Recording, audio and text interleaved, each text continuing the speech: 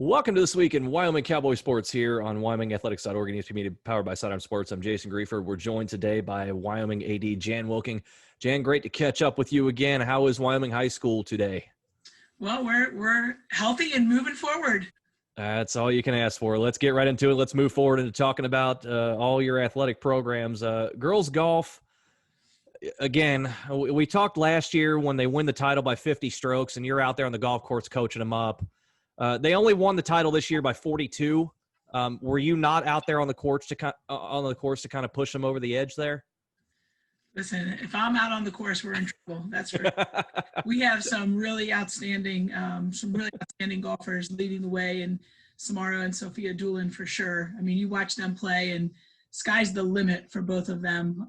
They're really talented, and the thing I like most about them and Lily and Maddie and Caroline, they just work at their game. I mean, out there on the putting green, they're out there, practicing the short game.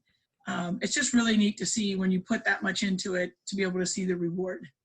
How good of a shot in the arm is it for them, given the fact that we're just 2 weeks away from the sectionals? I know it's hard to believe. It feels like this school year was never going to get here, and certain sports were never going to start. Mm-hmm. And now that it's started, it feels like we're on roller skates every day, just skating through. But they're ready. They've practiced the courses that they need to practice, and certainly have some big aspirations. So they're going to continue to work hard and reap the results of their work. Brought up an interesting point there, and we'll talk about the rest of your sports here in just a moment. But how has this been for you, given that there's been so much going on, certainty, uncertainty, scheduling gets moved around, games get canceled, games get added. Now that we're in the season, in the fall season, is it more or less stressful for you right now? I think any AD would tell you right now they're just exhausted. I mean, but when you work through the summer at the pace at which we did, when you're used to being able to take a break before the fall hits at the pace that it is, it's no joke. It's a lot. But in terms of once we've gotten started, I can't tell you how many times I've said, man, 2020, like that's 16, 17 years doing this. Uh-huh. I've seen that before. But we're just going to keep moving forward and be thankful for the opportunities that we have to play for as long as we possibly can. I think what we see even with other schools is that it could all go south in a minute. Yeah. And so you definitely, you definitely want to just take advantage of your opportunity to play. Yeah, and then your teams are certainly doing that. On the boys side, they're getting things going there. They're doing well as well. Girls tennis, let's talk about them. They're right there at the spot in the thick of things. They're just sitting, really one half game out of the lead in the CHL. Do they like that spot right now, that maybe they're just kind of hanging around there? They're just that proverbial threat, so to speak? I don't know that anybody likes that, but they'll own it. I mean, Indian Hill is an amazing tennis program, and certainly, has had their great shares of success for sure. But we've gotten some good respect, and I think as you look at some of our stats, we continue to do some good things.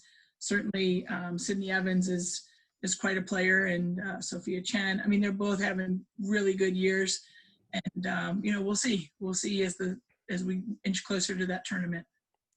Let's move to volleyball there.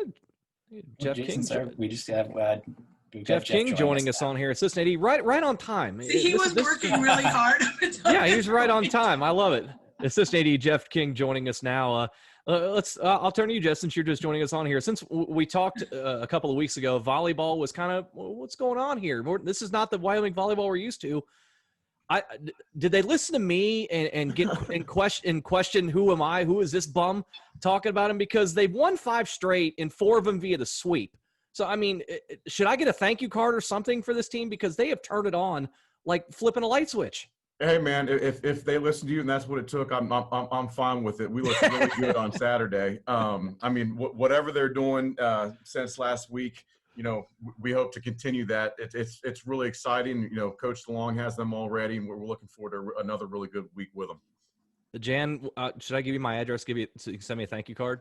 Sure, I got plenty of time every day. What's it been like for you to since you're just joining us for the first time this fall season, to see volleyball get off to that slow start and all of a sudden they're right back to where they've been for the last decade?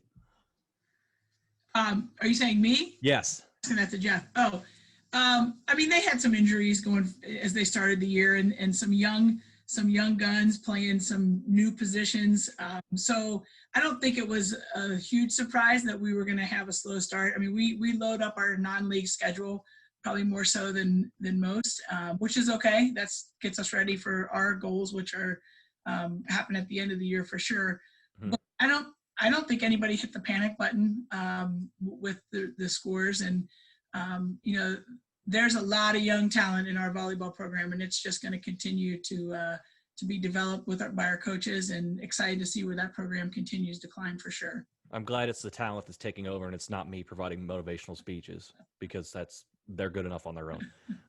Let's talk about let's enter the pitch here. Jan, girls soccer sitting in a 4-way tie for third in the CHL, right behind Marymount and Indian Hill. Both those teams are off to tremendous starts. Got a couple of home matches this week. How important is it to take care of these 2 home matches before you go on the road for 4 straight?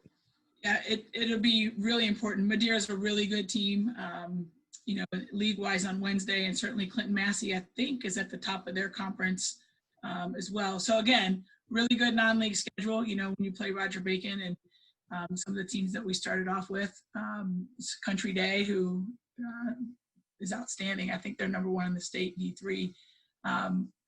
Again, they've been a little bit by the injury bug as well, but they're keep getting better. I think, again, some young talent that's really developed and shown some things. Ali Mock, who's a freshman, scored her first goal at the first game. And man, there's a girl that played here a couple years ago named Kayla Hampton, and she had flashes of that. So not to put any pressure on her, but pretty. So that sometimes you got to put out a little pressure there. Maybe that can get her going there, especially a youngster. They don't know, they don't understand all that stuff yet. She'll be fine. I think Allie was a ball girl when Kayla played here, so I think she knows exactly who she is. There you go. So now she can further see it and remember all those things and how to implement it in her play. Jeff, on the boys' side, they've got a big one coming up Tuesday against Madeira. Madeira has looked awfully good thus far. They are unbeaten. They're tied for first on the boys' side there. What are you looking for there for the boys to get a road win there? I know, we had a tough match this weekend, but our boys continue to play. Last time we talked, Jason, they're a gritty, tough team, and they're going to continue that on and look to bounce back in the league.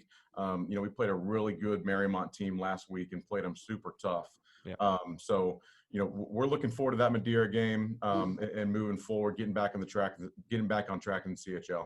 And certainly a long way to go in the season as well. It's very early in the league season. We don't want to overlook that point too. Let's talk about cross country. Ran in the Mason Invite, and this was a loaded field. The who's who really from around the city, not individually, but the state teams, it was loaded. And your teams show out very, very well. Girls run very well. The boys do as well. Jan, how pleased were you when you saw these results come in? Well, because Jeff was kind enough to cover all the games at home on Saturday, I was able to go out to Mason. There you go. What a great job Mason did of running that event. I mean, you talk about all the restrictions that you have with COVID and all the ways that it changes the way we do things. I mean, Mason just top quality in the way they structured it. So hats off to them. It was impressive. In terms of the kids' performance, I talked to Coach Frondorf right after as the girls were finishing, and he said first time out, it got really hot kind of unexpectedly that day, but he was pleased. He was pleased with the way the kids competed. I think the girls finished third in a loaded heat. I mean, you look at some of the Oakwood and trying to remember who else was the other. I can't remember who got second, but loaded heat. And then I think he was happy with the student athletes' times. Boys, I think finished 8th. Mm-hmm. And they just continue to improve, and they're going to continue to improve. Really looking for that one lead runner, I think, is what they're doing. The one kid that everybody's chasing. I think that's what they're looking for at this point. But lots of room for improvement for sure, as they had to, I think, Eaton this weekend. Yeah, it's still a lot of time to go in the season while to find that one person maybe separates themselves from the field. Jeff, let's move on to football here, as we like to always close with football because they've just been so good. Let's just save it for the end of the show, and on an even higher note than everything else we've already talked about here today and each and every week. This defense just continues to just stifle and annihilate teams. You've given up 9 points in the first 3 games. I mean, it's been ridiculous how well they've played, but you got Deer Park this week. They've scored 91 points the last 2 games, so they can put points on the board. Make no mistake about it. In seeing how they're prepping for this week, does Coach Hancock kind of adjust things as far as the general message goes, or does he just come out and say, these are my 11, I know what I got here, and I've got confidence in them? We definitely know what we have in that 11 and also on the bench. We have great depth at defense. And Coach Hancock, Coach Seymour, from the defense coordinator standpoint, they know what we can do. And it's just business as usual to get back to it, doing the same things that we have been doing. And, we believe we'll see the same type of defensive success moving forward. Jan, what's it been like for you to watch this team? This is the first time we've had a chance to chat here on the fall season of this week in Wyoming Cowboys sports. To see it now the way they are now, again, as we talked with Jeff, Evan Prater, no longer in uniform. Sad for you. But he's been able to be there, and he's been in support of the team throughout here. But what's it been like for you to see how they've adjusted to the fact that they don't have maybe the best football player ever to come through the doors at Wyoming? It's been impressive to me how the students have really rallied around each other. I think certainly when you have a student athlete like Evan and a Cam O'Gara on the defensive side, who just have been the cornerstones of that program for 4 years, both of them. And now they've left and graduated on to bigger and better. But now you kind of have that next group. And, it's interesting when you build a culture like Coach Hancock has built where, we're going to compete. We're going to play with our foot to the pedal the entire game. Nobody wants to be that class or that group that lets it down. And what they do by driving that is so impressive to me. I said this, I think, on Twitter, perhaps over the summer. These kids, not just football, every fall sport, these kids showed up for 15 weeks and did things not knowing if they were going to play or not, but they showed up. And to think that they did that is really impressive, not knowing that it would have any result. But now that we got the chance to have a season, wow, I think there's a lot of high expectations. But to answer your question, I think when you look at the kids playing defense and kids like Brennan Pagan, who have been a part of this for a long time, it's a special program, that's for sure. Again, folks, 9 points allowed in 3 games. Pretty good. Lastly, before we let you guys go for this week's conversation, this has been obviously a very interesting time, and now we're in the swing of things. Again, we touched on this a little bit ago, but I want to get your thoughts, Jeff, on this. Now that we're into the swing of things, we're in the full swing of the fall season. We've had no interruptions at Wyoming. Knock on wood. We like that, and we want to keep it that way. Nothing's been called off or rescheduled or whatever the case may be for obvious reasons. Are you able? And I said, Jeff, I'll start with you. Are you able to maybe at least for a few minutes watch a game, watch a match, and just block out everything else and just kind of take a moment to breathe and just say, I get to watch some sports? Yeah, I mean, I think that we're able to whenever we're out there. It's just great to see them competing again.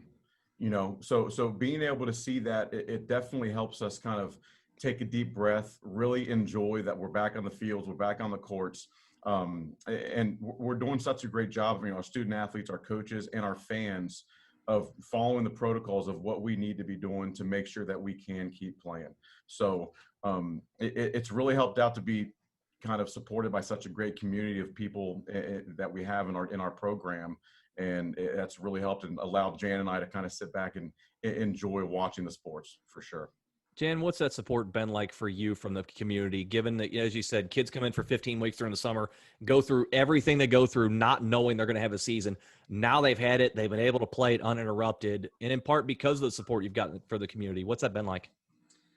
I've said it many times, Wyoming is a special place. It's It's 2.8 miles of goodness. And I really do believe that. And, you know, I'm sure that our parent community got really tired of my emails over the summer saying, you know, this is what we're doing this week. This is what we expect next week. But when given the challenge of, look, if you want to come and watch your child play a sport and you want to keep having sports, here are the things we have to do. I've gotten, I don't know, Jeff is at probably more things than I am in the evenings now, but almost no, not that I can think of, pushback of I'm not wearing that mask, or, you know, I know you said I have 2 tickets, but I need 22 tickets or something like that. It's a good place where people appreciate the work that you put in and the time that you put in, and are willing to do their part to make sure we have sports. How tired are both of you guys right now? Got to keep pushing forward. Feeling good. It's going to be a great week. It's going to be a great week. Coffee and energy drinks, send those to Wyoming High School, and you can find contact information at wyomingathletics.org. Great catching up with you guys. Looking forward to doing it again next week.